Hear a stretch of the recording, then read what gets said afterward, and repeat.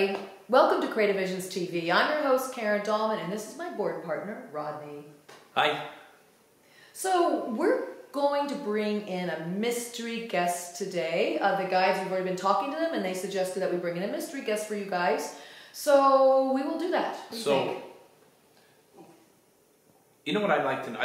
I'd like you to maybe explain to them a little bit more about how that works, or how the decision for the mystery guest. Oh yeah, good point. Okay, so what we do is we get on the board. As you know, we already log in, we call it. We've already did our breathing exercise, circuitry exercise, as well as doing our prayer and stating our intention. And they said, let's do a mystery guest. So typically, it's either myself or Rodney suggest it'd be great to do one of those today, or we ask them. And even if we say that might be kind of cool to do one, we check in with them, and they say yes, they want to do one. And by the way, I don't think they've ever said no, have they? No. But they bring up, they're the ones that started this whole mystery guest thing. We were working this board, and they just brought in a being, and we didn't know who it was, and we had to get the whole message to get it. We did it on our own a few times with different sentient beings, and then we brought it for you guys because it was kind of fun for us to not know. But I want to say this, give this disclaimer. Although we don't know who's coming through, we know the guides, we know that vibration and energy, we know that they're nothing but positive and helpful and benevolent. So given that, we always know they're going to bring through something that's really kind, generous, loving, that has some kind of message to help us. I mean, they bring in somebody always that like cheers on humanity. There's some kind of kinship there. Yeah. Kindred spirit, I should say. So we know that's coming through. Do you want to add anything to that about, how it works for you? It's just interesting. Like, whenever we get the words and then we read them back, that's always the most interesting part for me. And so a mystery guest or not a mystery, I mean, knowing it's a mystery guest is one thing, but finding out who that is that's my favorite part. Yeah, it's fun. It has the element of surprise. I love surprises. I think you kind of enjoy that too. That's the part you like. Yeah. And then we get to discuss it. So, and you guys always get to partake in that too, because you leave your comments below. And sometimes some of you guys write me private emails, and we discuss some of this stuff further. So we don't know what the mystery message is going to be, or the mystery guest is going to be, so we're just going to welcome that in. But I also want to explain how this whole thing works on a level. How are we able to speak to, like, let's say, caterpillars? We brought in caterpillars before. We brought in hummingbirds, snakes. So we've done a lot of this on our own. Right. But you guys have seen us bring in dragoons, honeybees. I mean, how does this work? This is what we've been told. Anything with this sentience to it, anything with a consciousness, awareness of themselves, an ability to somehow interact with their kind or species, or even with us, we're able to tap into that. It's really shifting our vibration through intention, and then the guides are able to reach that vibration and bring it forth. Now, does a honeybee speak English? No. Honeybee has her own ways of communicating with their own type. However, it's translated into a language for us so we understand. And this has been going on for me since 1996, when my cat came in, my cat Hermes came in. Many of you heard me tell this story before, but I also write about it in the Spirits of Ouija. It's in that book. But that's when animal communication started for me, and the whole concept of speaking to a sentient being, a sentient consciousness, started for me, even though I was already talking to some ETs and higher self and angels. The animals took it to a whole new level. And then from there, anything that has existed in time, whether it's in our time span, or in another time span, or another timeline, or another dimension that maybe we can't even access, you're able to reach into those realms and do that same kind of communication with those beings, if they choose. The question is, do they want to communicate with us? And I find that a lot of times they do, because of the way we go about it. They've also said that they approximate the message. That's good. Yes. Explain that a little bit more. Our language is so limited by 26 characters and an infinite, a finite number of combinations for those letters, that they can't possibly convey all the concepts or all the intricate languaging that exists to be able to explain something like unicorns adequately. That's so true. And they've come through and explained it to us. They said, you're very limited in the language. Language limits us. It also puts us in a box when you have these so many, like you said, finite combination of letters and vowels and consonants you can put together. And lives, things have to go beyond that. It's more of an experience of feeling.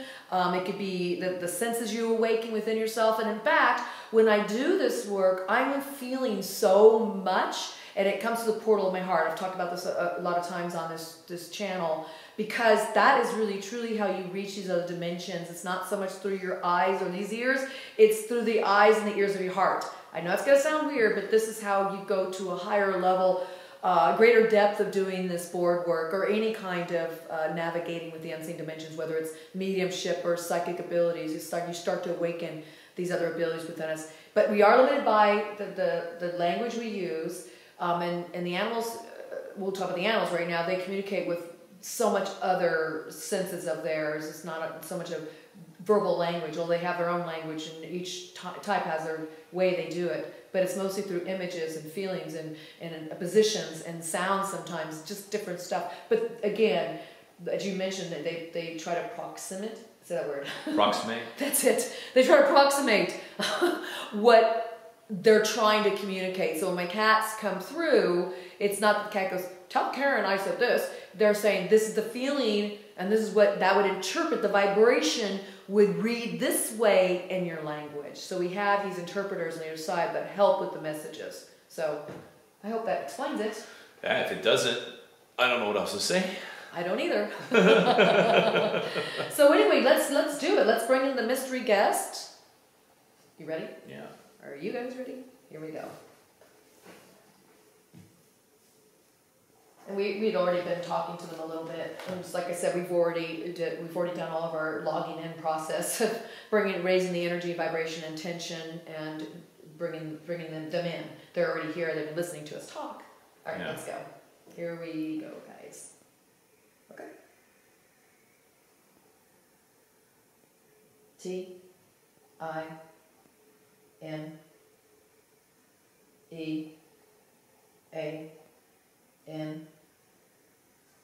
D-T-E-C-H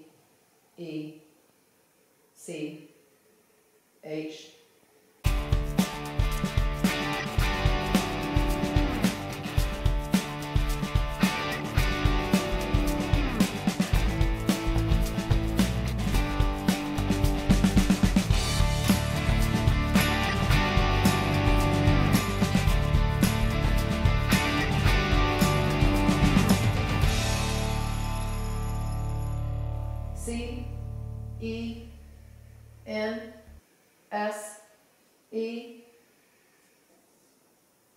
Okay, interesting. I have no idea. This is why we like the mystery of it. This is why it's fun. This is why it's fun. Time and technology has made it easier to access the treasure. That is, I think that's a you. That is us. That is us. Oh, that is us. Oh, to access the treasure, that is us. Though the treasure of our life has been made commercial and devalued, our product, however, in time past, many have died trying to harvest the healing power of our gift. We at one time could only be found on the sides of sheer rock cliffs. and a man would risk his life on the profit and healing qualities that only we could provide. Do you have any idea? No. Our oil is still valued today, but those of the past were brave and happy to find the trees of frankincense. What? I didn't know trees of frankincense grew on rock cliffs. I didn't know rock frankincense came from trees. Okay, well, I know when it's cut up and burning. Or in oils, you guys. So frankincense comes from trees. We'll have to Google that one later. I guess I didn't know that either. No, I had no idea. And I like frankincense. I mean, I have the essence oils. I use it in my bath sometimes. I like to put it in my misting machine, the humidifier. Right. It's in products I buy. I love it. Wow. I never thought, there's so many things that we, I think, take for granted, but we don't necessarily know where they came from. Wow, that really kind of took me by surprise. And you? No. We're talking to trees. I love, by the way, we talk to trees. I love. Why do you laugh? Because we talk to trees. I know, it sounds cuckoo at times. I gotta hear myself saying these things. I can. But the truth is we do. They're sentient beings. And I know many of you guys out there speak to trees because you let me know as well. I love trees, and that's why I think we just love nature, because nature, the mineral kingdom, the plant kingdom, they all are able to, they're sentient. They're able to communicate. You got to find a way to do that. But we're talking to trees, frankincense trees. How appropriate as we're in December, which is the month of, you know, the story of the three wise kings, men. The three wise men who came with bearing their gifts of gold, frankincense, and myrrh. So I don't even know what myrrh is. Well, it's some kind of thing you burn. I don't know.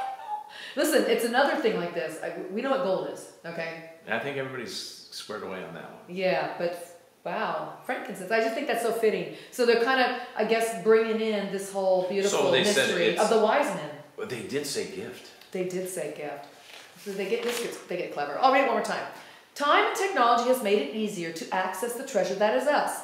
Though the treasure of our life has been made commercial and devalued our product. Okay, so what they're saying, because of the risk of the cliffs, that doesn't exist anymore. Yeah, so now it's easier to get because we have new ways. Because we can. Oh, we got boom trucks and. Oh, we can harvest. I mean, we can harvest. Yeah, we don't need necessarily go on cliffs to get it, Yeah. right?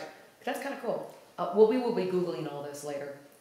However, in time past, many have died trying to harvest the healing power of our gift. We at one time could only be found on the sides of sheer rock cliffs. Yeah, the gift. And in many would risk his life on the profit and healing qualities that only we could provide. I love it. Our oil is still valued today, but those of the past were brave and happy to find the trees of frankincense. I love it. I didn't know it was a tree. That's kind of cool. Oh my gosh. Anyway, there you have it. That's our mystery guest. Trees. Frankincense trees. I'm sorry. It's funny, isn't it? We couldn't have been wise men. What do you mean? Because we didn't know where to get frankincense. Well, I'm sure the kings didn't go get it themselves. They had people that got it for them. I'm sure of that. The royalty said, get out there and get the frankincense and bring it to me. Bring us the myrrh. We're like, I don't know where it came from. Mine's in a jar. I thought mine grew in bottles. Oh my God. Crazy. Anyway, that's fun. That is a fun message, you guys. I loved it. That was cool. Yeah. Well, there you have it. Mystery guest message. Thanks for joining us. Mystery solved. Yeah, mystery solved. The trees of frankincense. Bye, you guys. Thanks for joining us. Take care. Thanks. Bye. Okay, so I Googled. Yeah. There's these scrawny trees in rocky, cliff-like. Let me see. You guys look at this. Let's see if I can show you. Huh? Can you see that? Isn't that something? And that's something. Learned something new today. Who knew? Go figure. Go figure.